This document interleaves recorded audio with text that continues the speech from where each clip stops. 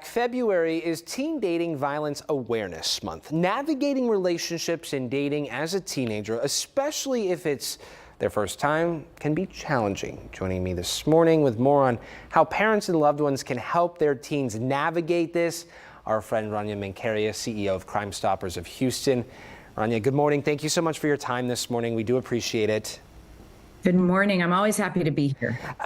So obviously, teen dating can be complicated.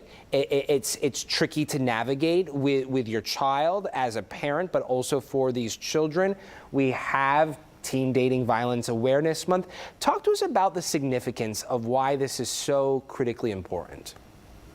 It's massively important because our kids are dating, and they're dating at a younger age. They're on dating apps. They're entering this world with curiosity. And so we want them to be prepared. Let's look at some numbers. 1 in 2 will experience physical dating violence. 1 in 3 will experience dating violence in general. So that's emotional or cyber violence. 1 in 10 will experience sexual dating violence. So it's critically important, as awkward as it is and as uncomfortable as it is, that parents start early having conversations about what relationships look like, what's healthy, what's not healthy, how to talk about what you want in a relationship, how to put up boundaries, how to talk to an adult if you're facing a problem, how to share a friend's problem with a trusted adult. I mean, Zach, our kids are being raised in a different world. These are critical conversations. And we know that violence in general amongst teens is on the rise. Look at the story you just led with before the break with violence coming out of Southwest Houston. We know that teens have the propensity to be a bit more violent. And so we need to be watching this. Yeah, those stats, that perspective, extremely alarming. With that, Rania, what are warning signs parents, teachers, loved ones should be on the lookout for when it comes to that potentially abusive relationship among teens? Well, let's listen to language. So amongst girls especially, I'm very, very interested when girls say, oh, he's possessive of you. That just means he loves you.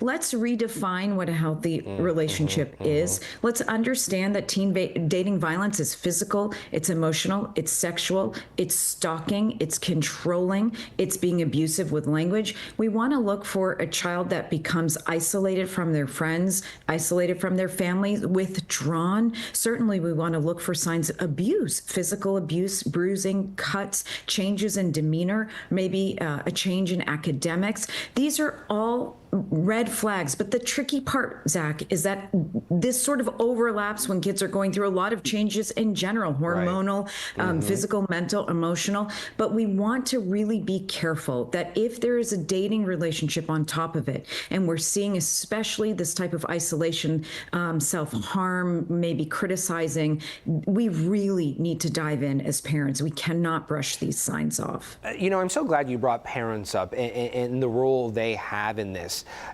Elaborate on the role model. They're setting the standard, right? And so if you have to watch what you're doing as an adult in the event that this could potentially, be a learned behavior by a child watching.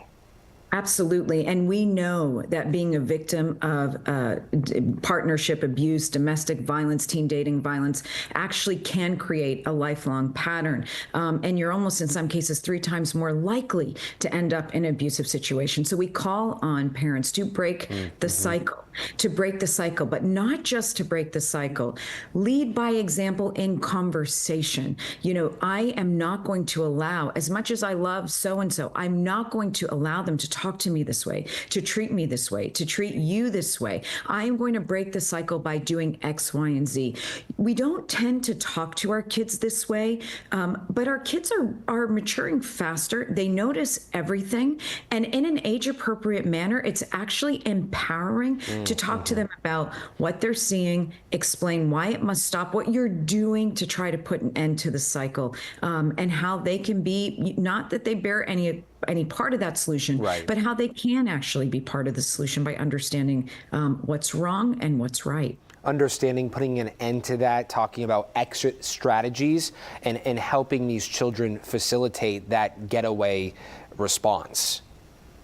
Zach, listen, Crime Stoppers of Houston this year is focused on reaching 1 million children for safety. We've launched the Million for Million campaign thanks to the John M. O'Quinn Foundation and everybody else who's supporting us. We are committed to reaching out to children, being in the schools.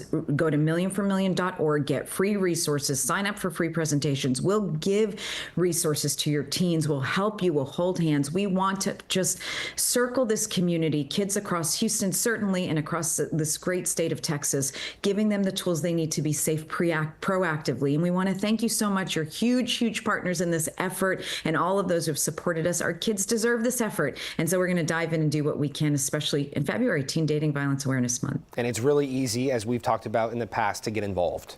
Very. Just like, share, comment, get involved, sign up for a free presentation, go to the website. Okay, Rania Mankarious, always a pleasure catching up with you. Thank you so much for your time this morning. Thank you. It is 8:51. You're watching KPRC 2 Plus now at 8.